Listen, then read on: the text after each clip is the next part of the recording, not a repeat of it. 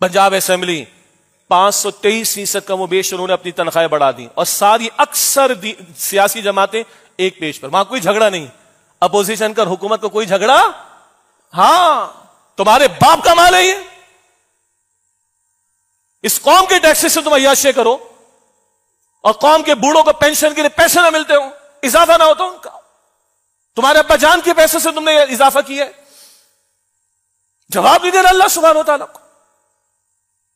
National assembly 100% اضافہ تنخواہوں کے اندر، ان کی تو گاڑیاں کروڑوں کی ہیں، یہ پیریڈ بھی نہیں ہے ان کے لیے۔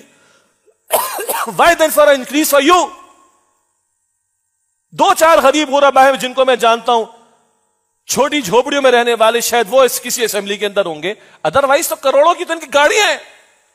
اور میں نے اس جگہ بیٹھ کر کئی مرتبہ کہا، کوئی جج، کوئی فوج کا جنرل، کرنل، کوئی بیوروکریسی کا آفیسر، کوئی نیشنل اسمبلی پروونشل اسمبلی کا فرد کھڑا ہو کر کہے بھائی میں یہ تنخواہ نہیں لیتا، میں واپس کرتا ہوں، میں سلام کروں گا، اس کا ماتھا چوموں گا انشاءاللہ تعالی۔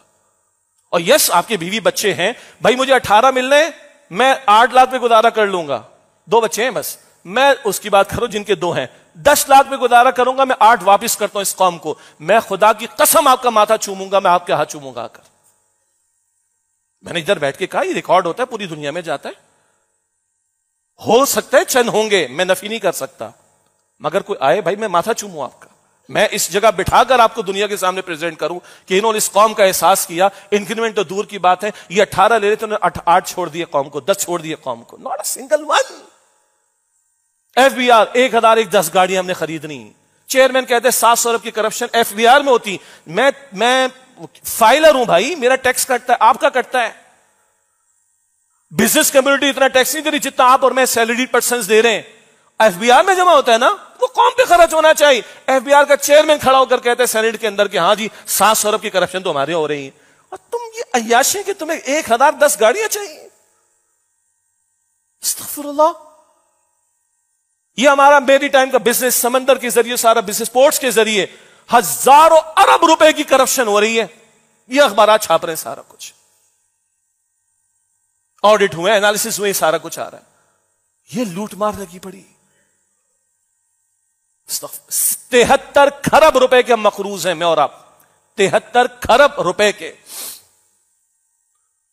اور ہم سود ختم کرنے کے لیے تیار نہیں، ہاں لوٹ مار ہم عیاشی ہم کرتے رہیں گے۔ میں اور ایگزامپلس نہیں دے سکتا آپ کے سامنے، اور خون کھولتا ہے ہمارا ان چیزوں کو بیان کر کے اور پڑھ کر سن کر۔ یہ سب حقوق العباد کا مسئلہ ہے۔ اب آخری بات پہ بات مکمل، اللہ کے رسول علیہ السلام نے فرمایا، بلکہ صحابہ کرام نے عرض کی یا رسول، ایک قتال کا میں نے پہلے بھی ذکر کی، آج ریلیونٹ ہے وہ بات، قتال کا میدان سجا، رسول اللہ علیہ السلام کے ساتھ ایک شخص قتل ہو گیا، قتل کہہ رہا ہوں میں، شہید نہیں کہہ رہا ہوں، حضور کے ساتھ جنگ میں ایک شریک ہے، قتل ہوا، بخاری شریف کی حدیث ہے۔ صحابہ کرام نے عرض کی حضور یہ تو شہید ہو گیا، حضور نے فرمایا کہ نہ، یہ جہنم کی آگ میں ہے۔ کون؟ آپ کو مجھے روضے رسول کے قریب 2 نفل مل جائے، کتنے خوش نصیب ہم، کسی کو جیتے جی رسول اللہ کا دیدار مل جائے، کتنی بڑی بات، اور رسول اللہ کے ساتھ میدان جنگ میں کھڑا ہو کر مسلمانوں کے ساتھ لڑے کافروں کے مقابلے میں، اور قتل ہو جائے، کتنا بڑا معاملہ۔ حضور کہتے شہید نہیں، قتل ہے۔ کیوں یا رسول اللہ، کیا ہو گیا ایسا؟ اس نے مال غنیمت میں سے ایک چادر چرا لی تھی۔ ارے ایک چادر کوئی ورث ہے اس کی، کوئی ویلیو، کوئی اس کی قدر و قیمت؟ نہ، مال غنیمت کا ایک حصہ 1/5 20% بیت المال میں جاتا ہے، اور بیت المال وہ public property in the sense کہ وہاں سے مال عوام پر خرچ ہوگا۔ بیت المال کا ایک حصہ مال غنیمت کا ایک حصہ بیت المال میں جاتا ہے، بیت المال میں سے ایک چادر چوری کی، یہ جہنم کی آگ میں ہے۔ نیشنل ایکسچیکر، یعنی جہاں میرا اور آپ کا ٹیکس جمع ہوتا ہے، یہ public property in the sense ہے، یہ عوام پر خرچ ہونی چاہیے، ایک چادر پر وہ جہنم میں ہے۔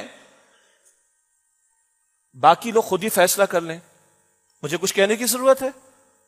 اور ہم دل سے اس لیے کہتے ہیں کہ میرے ابا خود کسٹم آفیسر تھے، میرے دادا کسٹم آفیسر تھے، حلال کمایا انہوں نے الحمدللہ رب العالمین، مگر ہمیں لوگوں کی حرام خوریاں پتہ ہے ہمیں حرام خوری ہے۔ اللہ کتنا بڑا جی گھڑتا ہے ان لوگوں کا۔ خدا را تم اللہ کو مانتے ہو، رسول اللہ کو مانتے ہو علیہ السلام، ان چیزوں پر غور کرو۔ اور یہ جو تصور مجھے معاف کیجئے گا 1-2 منٹ لے رہا ہوں میں، اور یہ تصور ہے کہ حرام خوری کر کے مسجدیں بنائیں گے، حرام خوری کر کے یتیم خانے بنائیں گے، حرام خوری کر کے ہم بچوں کی فیسیں بھریں گے، نہیں چلے گا یہ۔